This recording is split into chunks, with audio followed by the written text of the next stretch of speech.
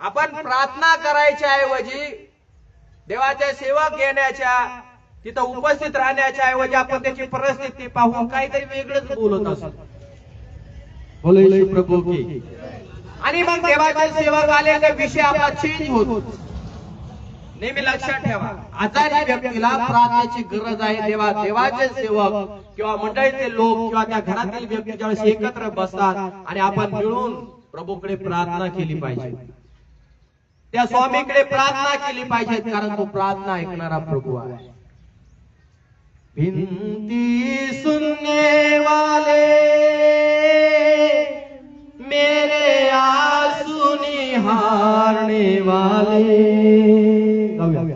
चंगाई देने वाले, स्तुति हो यीशु राजा, स्तुति हो यीशु राजा. हालेलुया. यीशु मसीह की. बरा करणारा कोण आहे? सगळेजण म्हणा, बरा करणारा कोण आहे? जोरात म्हणा, बरा करणारा कोण आहे? आणि हे बरा करण्याचं सामर्थ्य कोणापासून येतं? आणि तो देव कोणामध्ये आहे हे आपल्याला कळायला पाहिजे. जर बरा करणारा प्रभू आहे, तो प्रभू कोणामध्ये राहतो? माझ्यामध्ये राहतो. तो प्रभू तुमच्यामध्ये राहतो. ते बरा करण्याचं सामर्थ्य देवाने विश्वासणाऱ्यांमध्ये आज देवाच्या वचनामध्ये टाकलेलं आहे. आणि म्हणून या ठिकाणी तुम्हाला मला वाचायला मिळतं, एखादा औषध जर काम करत नाही, एखादी गोळी ज्यावेळेस काम करत नाही, त्यावेळेस तुम्हाला आणि मला काम येते ती प्रेयर. काय ती? प्रेयर, प्रार्थना. आणि प्रार्थनेसाठी तुम्हाला आणि मला या ठिकाणी राहावं लागतं देवाच्या वडिलांच्या अधीनमध्ये. ज्यावेळेस मेंढपाळ त्या गोष्टी शिकवत असतो, त्यावेळेस आपण बारकाईने या गोष्टी ऐकणं फार महत्वाचं आहे. ज्यावेळेस बारकाईने तुम्ही आणि या गोष्टी ऐकू लागतो, तर देवाच्या लोकांना काय घडतं, आपल्याला त्या आजारपणात आठवण येते की प्रभूने देखील कुठल्या कुठल्या लोकांसाठी प्रार्थना केली. मग हताश न होता, निराश न होता, खिन्न न होता, दवा काम करत नाही, औषध काम करत नाही, गोळी ज्यावेळेस काम करत नाही, त्यावेळेस तुमच्या आणि माझ्या मधल्या प्रभूची शक्ती तुमच्या आणि माझ्या जीवनामध्ये काम करत असते. हालेलुया. बोलो येशू मसीह की. आणि मग देवाने जे दान दिलेलं आहे, कोणत्या वेळेला देवाचा आत्मा एखाद्याला आजारी असेल तर प्रभू त्याच सेवकाच्या द्वारे किंवा त्याच वडिलांच्या द्वारे त्या लोकाला बरं करू शकतो. देवाच्या शक्ती. आमेन. असं नाही की आता पास्टर गडाकर टीचिंग करत आहे तर आम्हाला आरोग्याची गरज आहे तर आम्हाला दुसरा सेवक आम्हाला बोलावं लागतो, असं नाही. देवाला जे दान दिलेले आहेत माणसाला किंवा देवाच्या सेवकांना, 5 पदरी सेवेचे दान आहेत. प्रत्येकाला दान देवाने वेगवेगळे दिलेले आहे. पण आत्मा एक असल्या कारणानं काय गोष्टी घडतात की एकच आत्मा त्या देवाच्या सेवकामधून काम करतो. ज्यांना प्रॉफेसीची गरज आहे, भविष्यवाणीची, देवाचा आत्मा ते करतो. एखाद्याला वाटतं बाबा मला शिक्षणाची गरज आहे, देवाचा आत्मा त्याच सेवकाच्या मार्फत शिक्षण पण देतो. एखाद्याला वाटतं मला आरोग्याची गरज आहे, देवाचा आत्मा त्याच वडिलांच्या द्वारे आम्हाला आरोग्य देखील देतो. हालेलुया. बोला ख्रिस्त महाराज की. हे फार महत्वाचं आहे. आणि म्हणून वडिलांना बोलून तुम्हाला आणि मला काय करायचं आहे? प्रार्थना करण्यासाठी बसायचं आहे. हालेलुया. अभिषेक काय करतो? माणसाला एकत्र करतो. आता आजारी कुठल्या कारणाने पडला तो जाऊ द्या विषय, पण आपण ज्यावेळेस त्या कारणास्तव त्या व्यक्तीला बरं करण्याच्या वेळेमध्ये एकत्र येतो, त्यावेळेस तुम्हाला मला एकत्र करणारा जो आहे तो अभिषेक आहे. काय आहे? मला अभिषेक. आणि ज्यावेळेस आपण एकत्र येतो, त्यावेळेस एकत्र आल्याने आपण त्या व्यक्तीसाठी प्रार्थना करायला पाहिजे. तो व्यक्ती कुठला सांगितलं तुम्हाला? बिलीवर व्यक्ती. तो विश्वासणारा व्यक्ती आहे. येशू मसीह की म्हणा, तो विश्वासणारा व्यक्ती आहे. हा, मग आपण एकत्र येऊन, हा वाचा आता परत. हा, तुम्हापैकी कोणी दुःखनाईत आहे काय? त्याने मंडळीच्या वडिलांना बोलवावे आणि त्यांनी प्रभूच्या नावाने त्याला तेल लावावे व त्याच्यावर वणवून प्रार्थना करावी. हा, तेल लावून काय करावी? तिसरी गोष्ट आहे, त्याला काय लावावं? विकत आणलेलं तेल नाही लावायचं. तेलाची बाटली घ्यायचं, त्याच्यावरती वडिलांनी प्रार्थना करायचं आणि ते तेल त्याला प्रभूच्या नावाने लावायचं. आता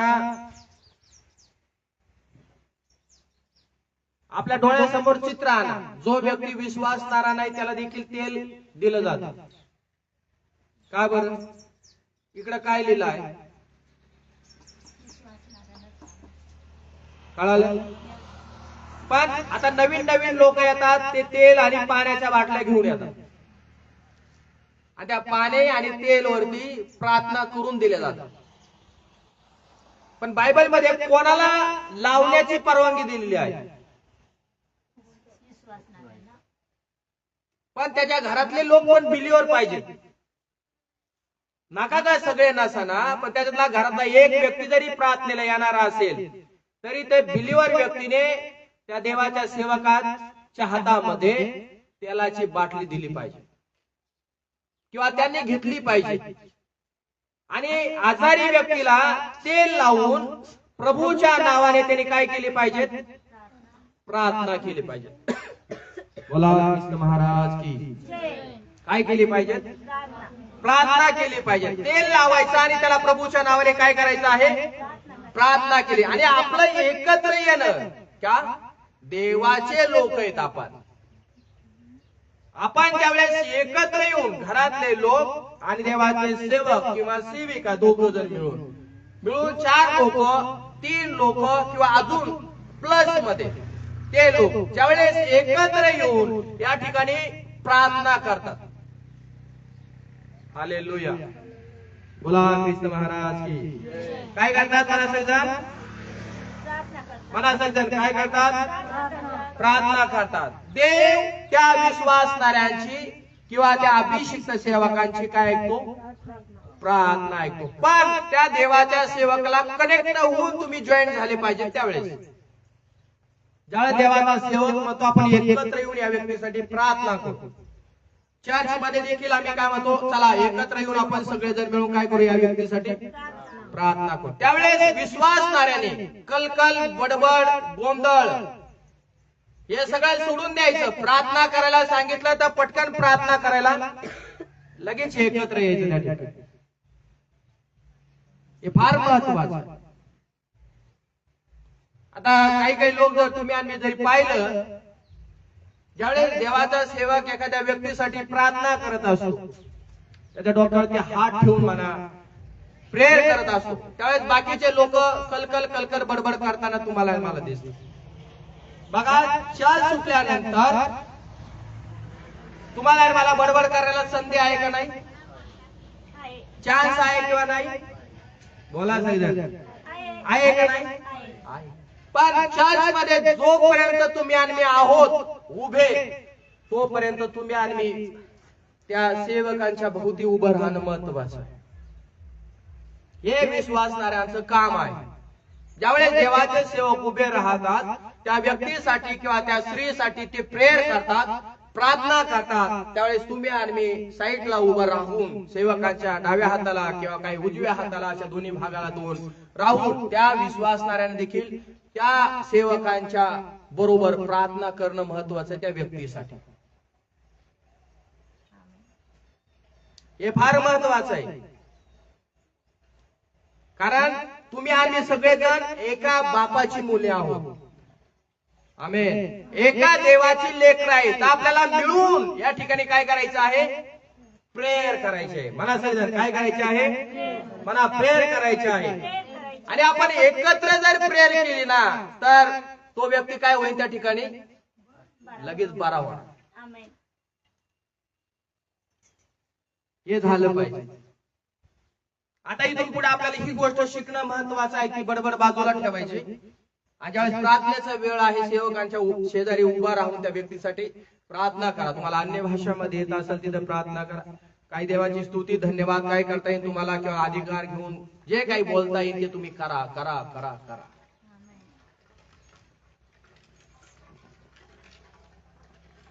कळतं का तुम्हाला?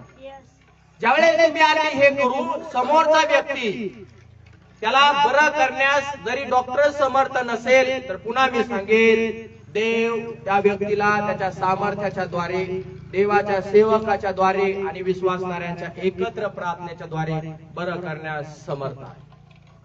तो व्यक्ती त्या क्षणाला बरा होणार, मोकळा होणार, हील होणार, त्याला आरोग्य भेटणार, त्याच्या बंधनातून तो सुटला जाणार. हे तुम्हाला मला करणं फार महत्वाचं आहे. म्हणून या ठिकाणी विश्वासणाऱ्यांची काय आहे?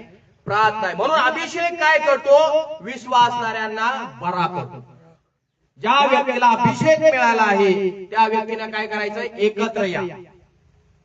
जो वेळ आपल्याला मिळेल त्यावेळेस एकत्र या, एकत्र बसा. अर्धा तास का म्हणा देवाबरोबर बसा, अर्धा तास देवाबरोबर अन्य भाषामध्ये बोला, एकत्र या. घरात या, कुटुंबात या, परिवारात या. चर्च मोकळा असेल तर चर्च मध्ये या आणि प्रार्थना करा, प्रार्थना करा, प्रार्थना करा.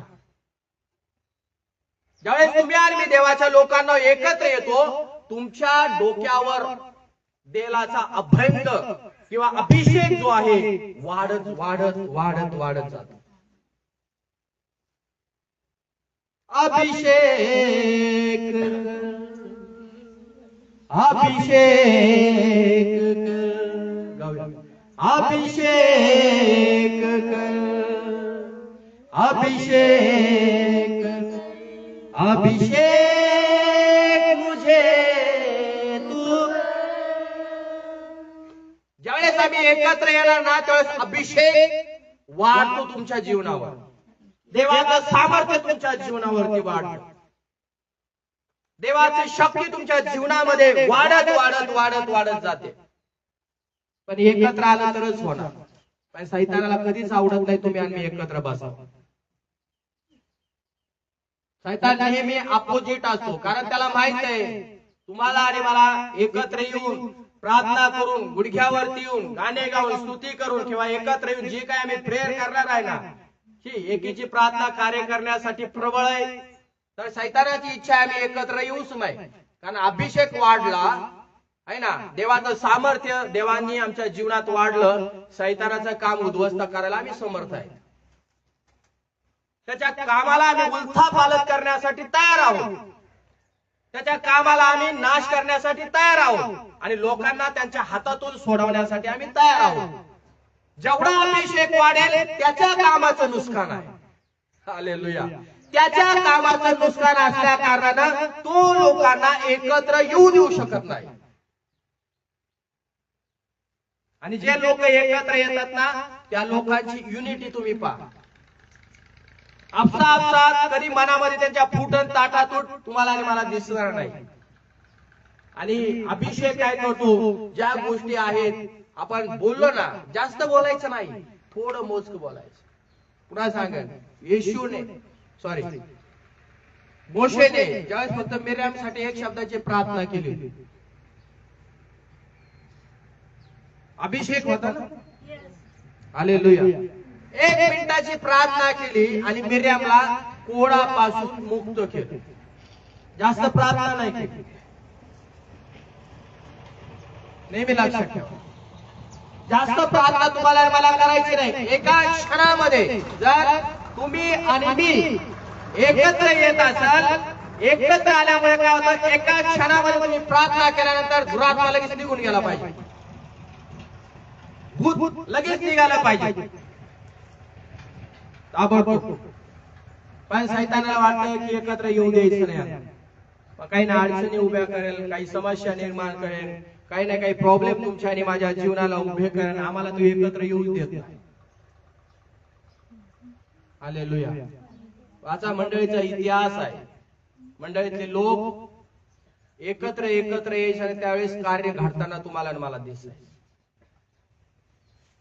आज एकत्र आलं तर देवाचं काम वाढताना तुम्हाला आणि मला दिसेल. बाकीच्या ठिकाणी बघा, कामाला म्हटले कापूस गोळा करायला लोक टोळी घेऊन येतात.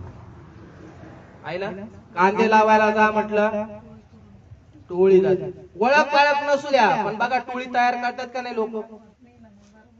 सगळीकडे जिकडे जाईल तिकडे बघा लोक युनिटी मध्ये एकत्र येतात.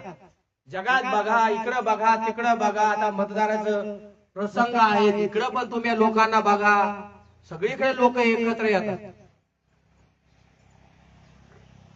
पण इथे एकत्र यायचं म्हटलं का मग तिथं कारण दाखवा, नोटीस.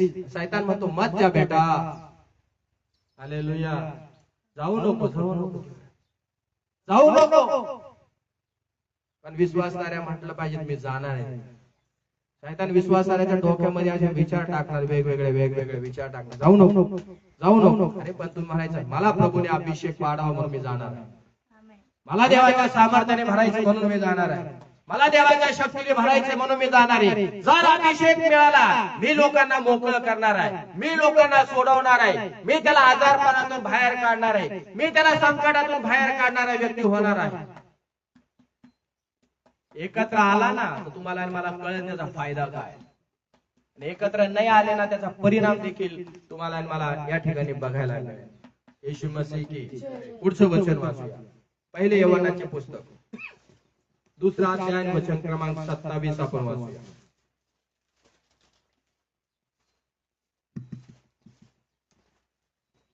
तुम्हाविषयी म्हणायचे तर तुमच्याकडून तुमचा जो अभिषेक झाला तो तुम्हामध्ये राहतो, तेव्हा तुम्हाला कोणी शिकवण्याची गरज नाही. त्याचा अभिषेक तो सत्य आहे, खोटा नाही. तुम्हाला सर्व गोष्टीविषयी शिकवतो त्याप्रमाणे व त्याने तुम्हाला शिकवल्याप्रमाणे तुम्ही त्याच्यामध्ये राहा.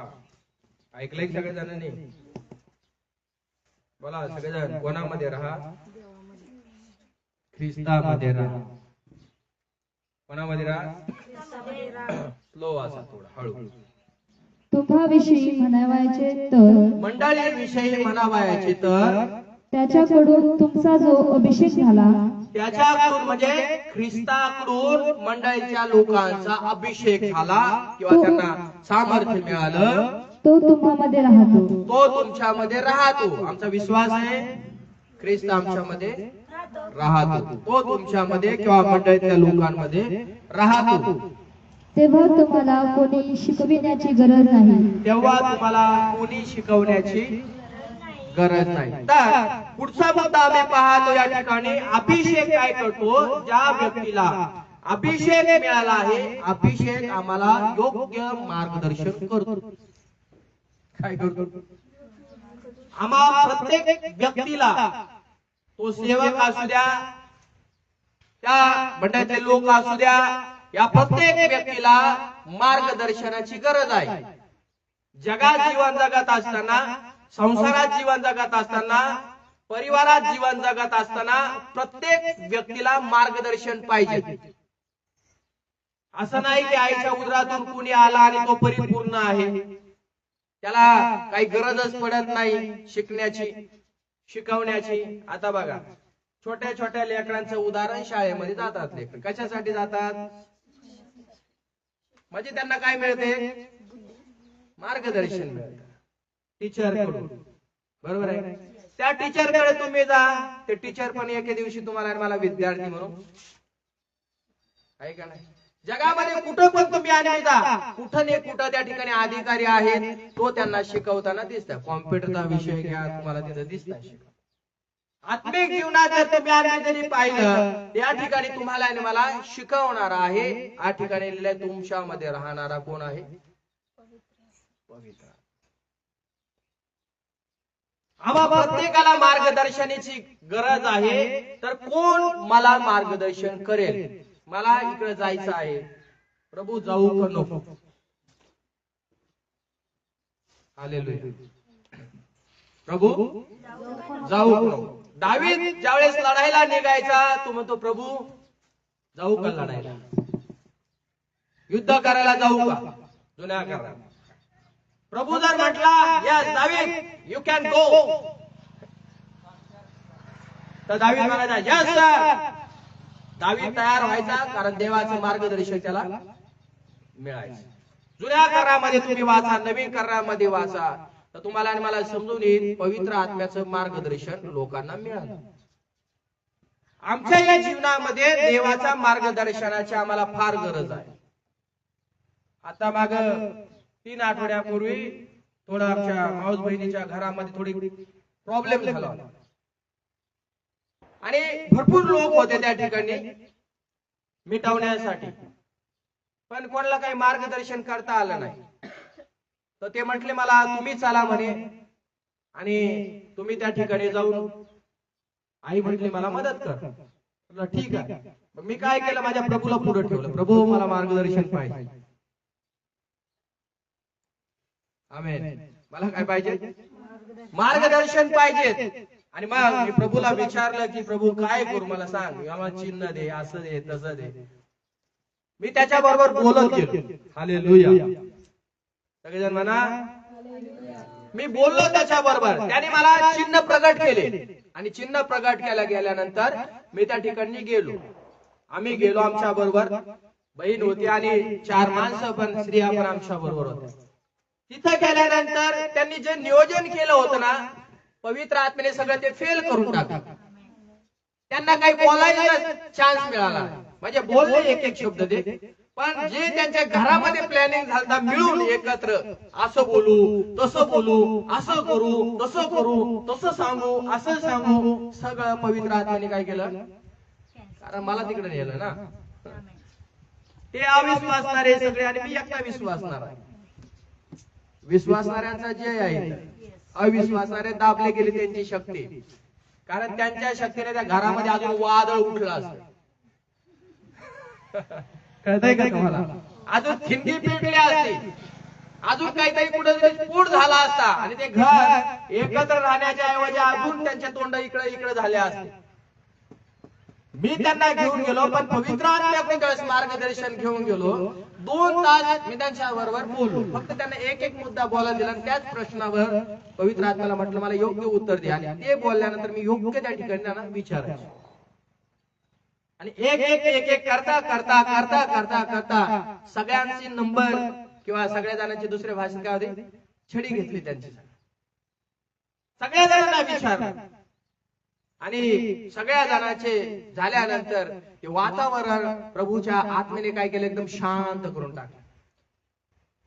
तिच्या घरातले सगळे लोक, सगळे चडीछाप एकदम शांत झाले. आणि त्या दिवसापासून त्या घरामध्ये आता वादविवाद, भांडणं जे काय होतं ते सगळं बंद.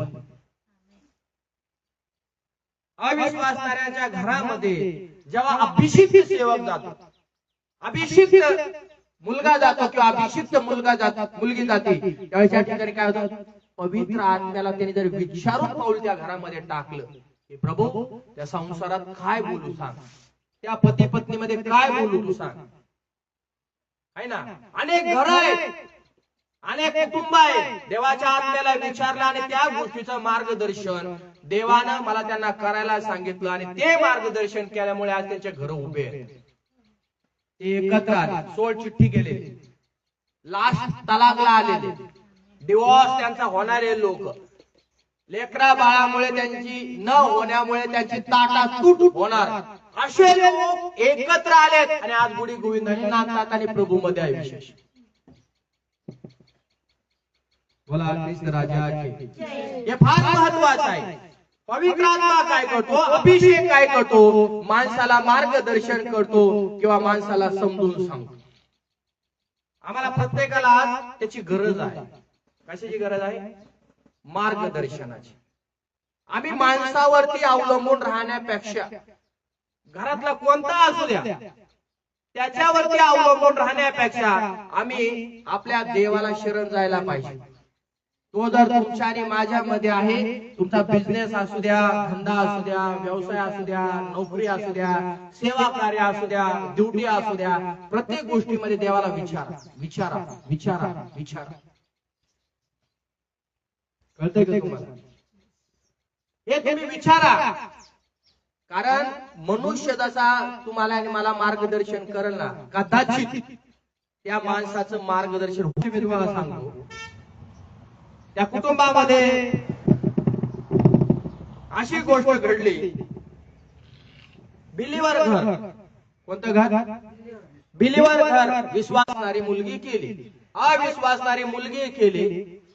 तिचे कारण कहाणी भर मोठी आहे. आणि मग त्यांच्या घरामध्ये टिपाण बसत नव्हतं. काय प्रार्थना करत नाही ते, तुम्ही हाताला धरून प्रार्थनेला बसवतो तरी प्रार्थना करणार. घरातच बसून राहते, स्वयंपाकच करत नाही, हेच करत नाही, धुणं भांड करत नाही, असं नाही. मग तिला म्हटलं, बाबा तू कशाला केली सून? ती काय म्हणते, आता मास्टर काही जरी झालं तर देवाकडे प्रार्थना करा, निवास झाला पाहिजे. मग ज्यावेळेस तिला काही प्रभूला विचारलं आणि काही मार्गदर्शन मी केलं, तिला बोललो, मी त्या व्यक्तीला खूप बोललो. आणि बोलल्यानंतर तिला म्हटलं की जे घर आहे ना त्या घरी मला घेऊन जा, तुम्ही तिकडून या. मी करायला लागली, गाणे गायला लागली, देवाच्या उपस्थितीत बसायला लागली, चर्च मध्ये जायला लागली, सगळं व्यवस्थित. घर उभा राहिलं का तुटलं? जर देवाच्या आत्म्याचं जर मार्गदर्शन तुम्ही आणि मी घेतलं तर देवाचा आत्मा तुम्हाला समजावून, तुम्हाला मला कुणी केलं आहे? म्हणा होली स्पिरिट, म्हणा पवित्र आत्म्यानं माझा अभिषेक केला आहे. म्हणा माझा अभिषेक केला आहे. जर अभिषेक केलाय तर आता म्हणू नका मला अभिषेक कोण खरी. ज्या दिवशी तुम्ही सलेंडर प्रेयर केली आणि ख्रिस्ताला आपलं अंतःकरण काय दिलं? देऊन टाकलं की प्रभू मी आजपासून तुझ्यावरती काय ठेवतो?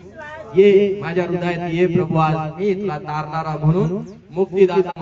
आम्हाला शिकवण्याची गरज नाही. म्हणजे याला काय सांगायचं याकोबाला या ठिकाणी, देवाच्या सेवकाला, की तुम्ही पवित्र आत्म्यावरती आपल्या जीवनासाठी विसंबून राहा, अवलंबून राहा. त्याला तुम्ही विचारित राहा. सेवक हे चुकणार, पण पवित्र आत्मा म्हणजे एक देव, परमेश्वरातला एक देव, तो कधी चुकत नाही.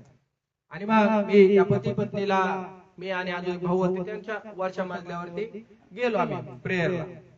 आणि प्रेयरला गेल्यानंतर आता माझ्या मनात काय नाही, जे देवाचा आत्मा मला दाखवत त्याच गोष्टी मी